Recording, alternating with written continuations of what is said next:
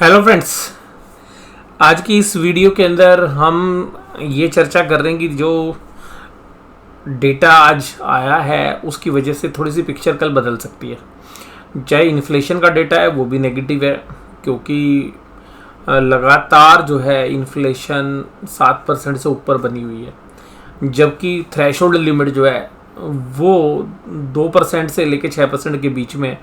तो जो up side limit है, यानी कि अपर लिमिट के ऊपर जो है इन्फ्लेशन लगातार बनी हुई है, ये नेगेटिव है। आईआईपी का जो डेटा है वो आपको पता ही है कि 0.8% की कमजोरी के साथ जो है अगस्त का आईआईपी डेटा है। तो उसमें ये मेन रीज़न जो है माइनिंग्स के अंदर है, और इसके साथ साथ जो कंज्यूमर ड्यूरेबल्स में भी जो है डी ग्रोथ देखने के लिए मिली है।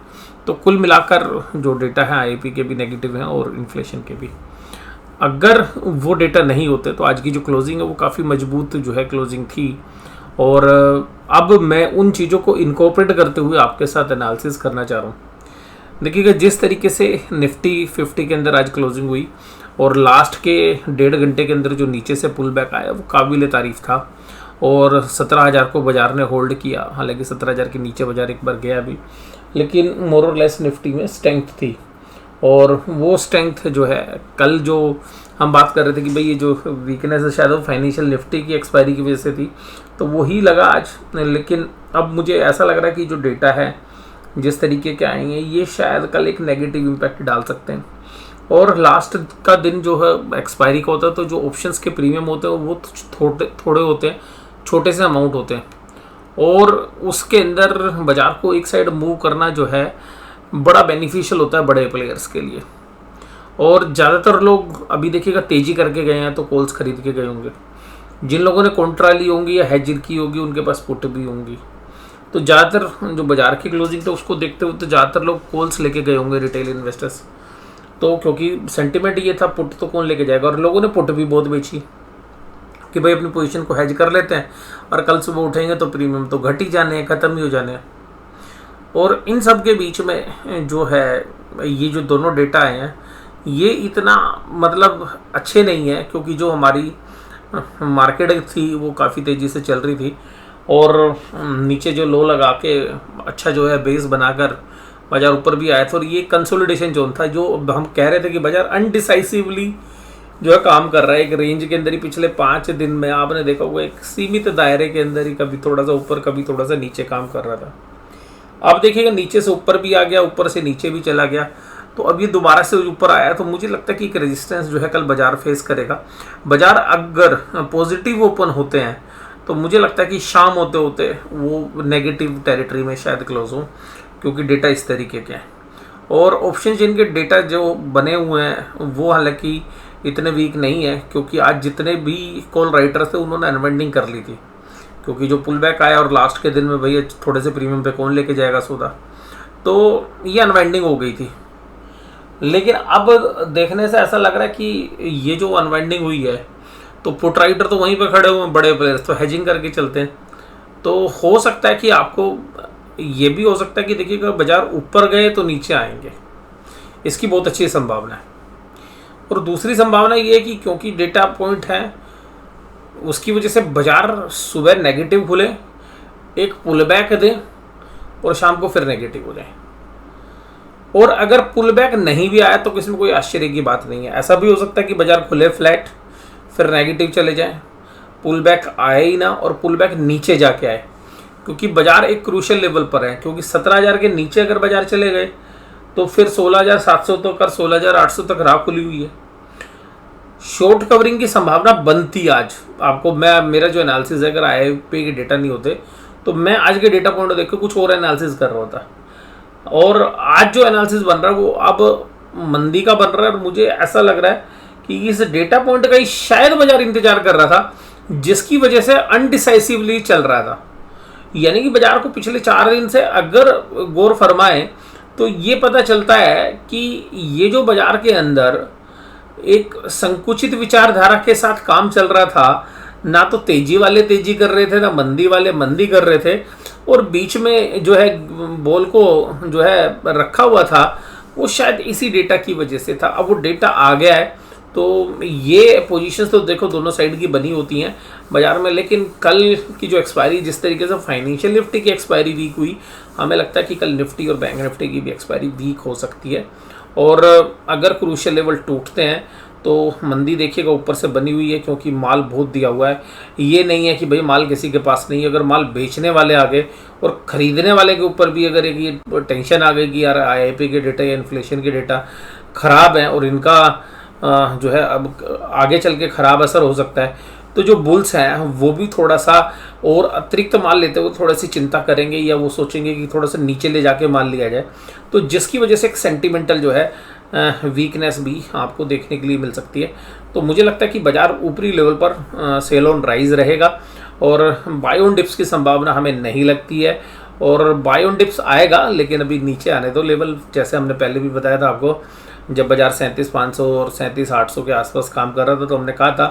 तो अभी हो सकता है कि बाजार बहुत ही जल्द उन लेवल्स के आसपास भी इस महीने के अंदर ही एक बार जाए और बाजार शायद 38,000 को भी निफ्टी के अंदर एक बार तोड़े और उसके नीचे जाए, और बैंक निफ्टी के अंदर, और निफ्टी के अंदर हमें लग रहा है कि 16,700 800 को भी बाजार टेस्ट कर सकता है। हालांकि वहाँ कुछ समय बिताने के बाद जो है फिर हम डिसाइड करेंगे कि बाजार किस करवट जाता है।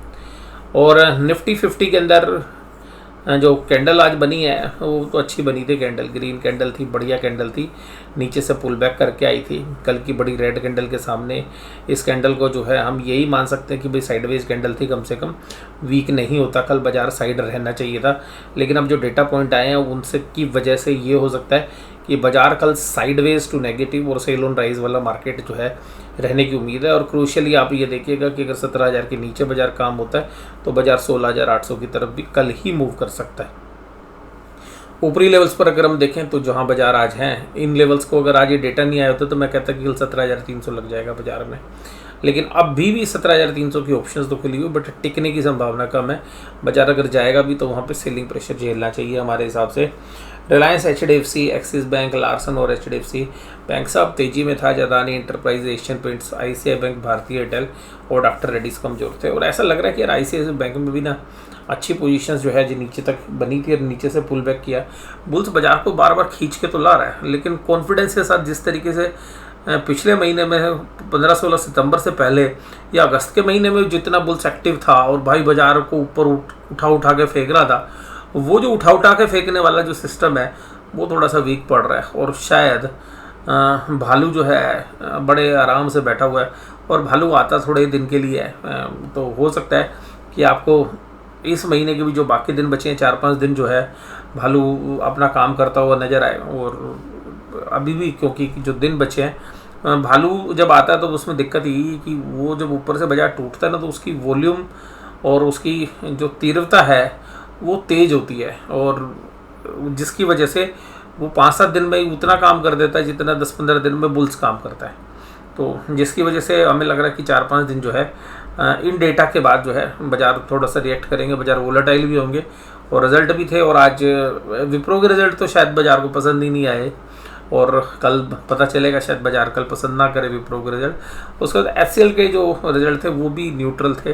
तो जब TCS के अच्छे रिजल्ट के सामने भी भाई बाजार नहीं उसको रिवार्ड करता हुआ नजर आए, तो शायद इनके ऊपर भी, दोनों के ऊपर कल आपको एक असर देखने के लिए मिले।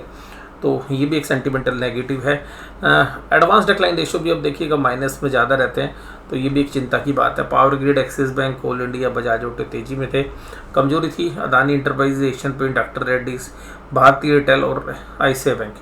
अब देखिएगा जिस तरीके की रैली हुई है ना, तो अभी तक बैंक को में कोई बहुत बड़ी वीकनेस नहीं थी, लेकिन शायद बैंक अब थोड़ा सा आज के डेटा पॉइंटों को देख के थोड़ा सा वीकनेस दिखाते हुए नजर आए। निफ्टी बैंक 39118, तो जो कल की कमजोरी थी उसको सबको लगभग रिकवर कर लिया था।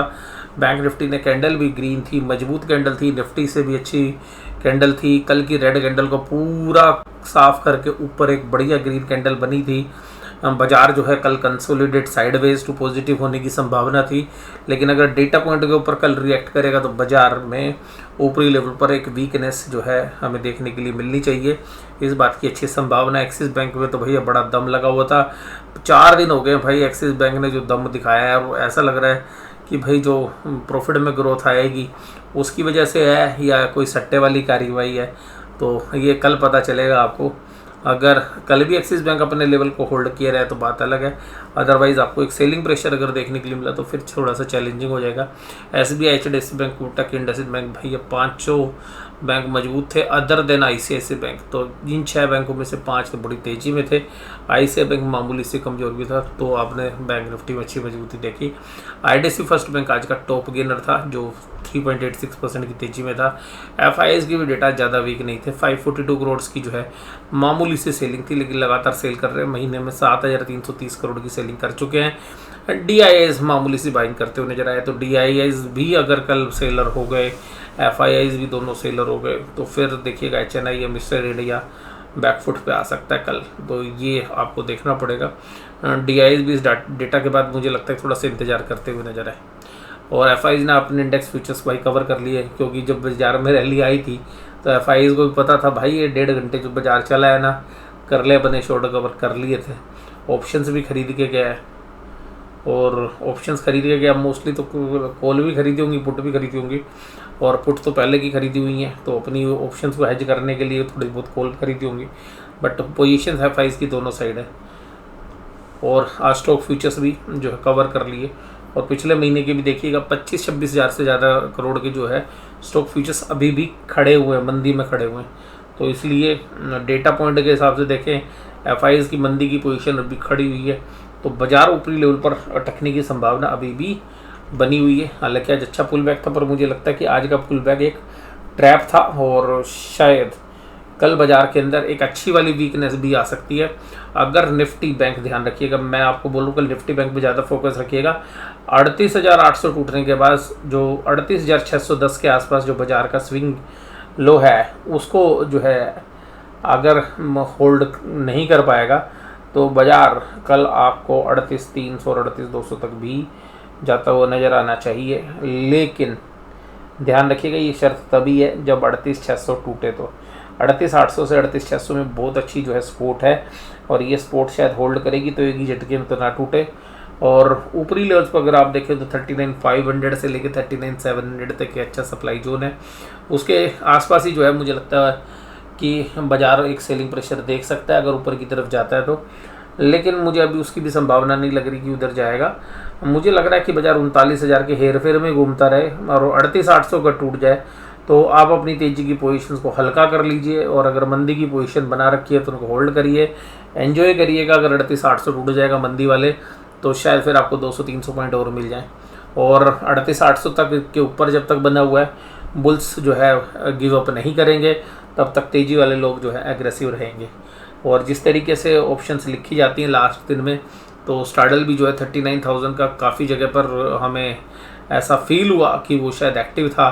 तो मैं कल का एनालिसिस यही करता कि 39,100-200 के आसपास बाजार बंद हो, या ऊपरी साइड का ही हम व्यू रखते अगर IIP की डेटा या इन्फ्लेशन के जो डेटा हैं अगर वो नेगेटिव नहीं होते तो।